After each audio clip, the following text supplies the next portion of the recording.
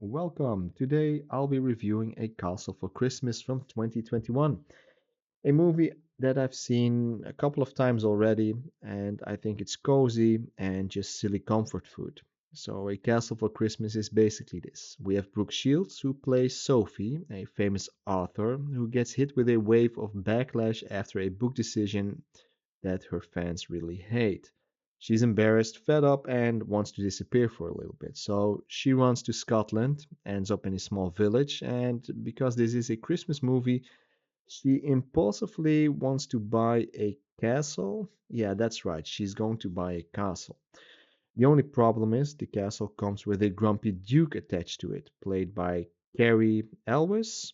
Elwes? Not sure how to pronounce it, but he plays Miles, the guy who owns the place and absolutely does not want to lose the castle. So the whole movie becomes this slow holiday tug of war, where Sophie tries to make the castle hers, and Miles keeps trying to outstubborn her so she'll leave. That's the premise. It's simple, it's really silly, and it's exactly what you think. And honestly, I enjoyed it quite a lot. And I would rate this movie like a 6.5, maybe a 7 out of 10. It's really enjoyable. Not because it's a deep movie, not because it's clever, but it's cozy, it's pretty, and mostly pleasant if, and I say this with a big if, you're willing to roll with the nonsense. The biggest strength here is the atmosphere. The Scottish setting carries the movie hard. The castle looks great, the village looks great, even the basic scenes like Sophie arriving and wandering through those huge stone halls, or looking out at the countryside. They're all relaxing to watch. It has that blanket movie vibe where you don't need to be amazed by it, you just need it to feel warm and comfortable.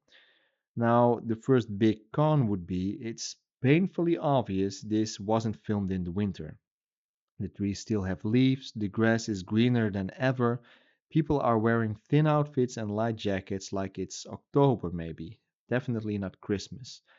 There are outdoor scenes where they're strolling around the village, and it just does not look cold at all. Once you notice it, it's hard to ignore. But if you can let it go, the movie still works because visually it's really charming.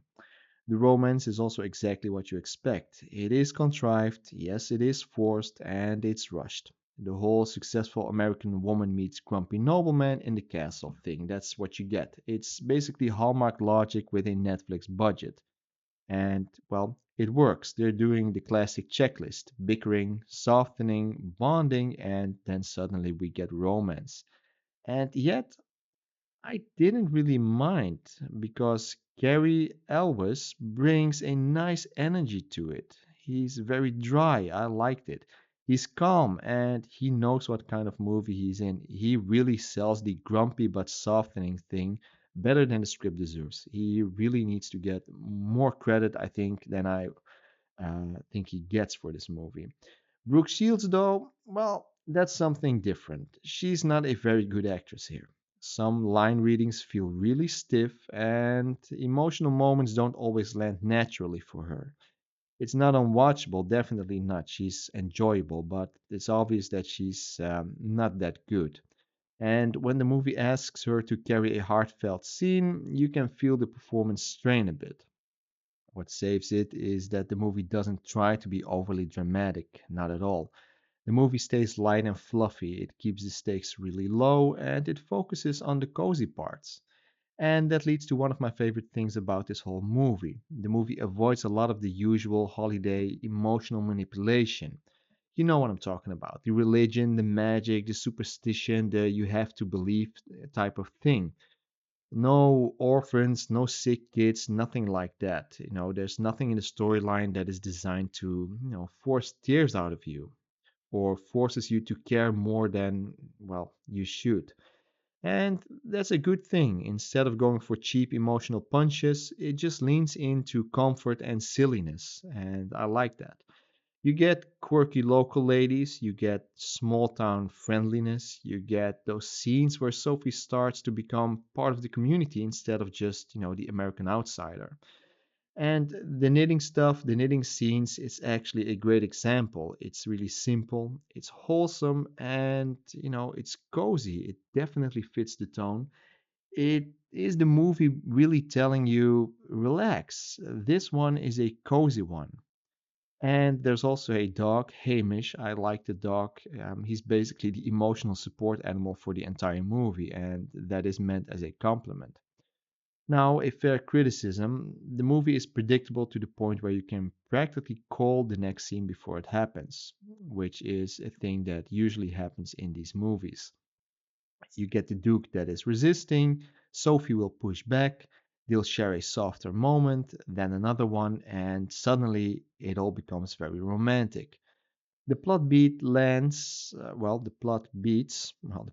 land exactly where they're supposed to.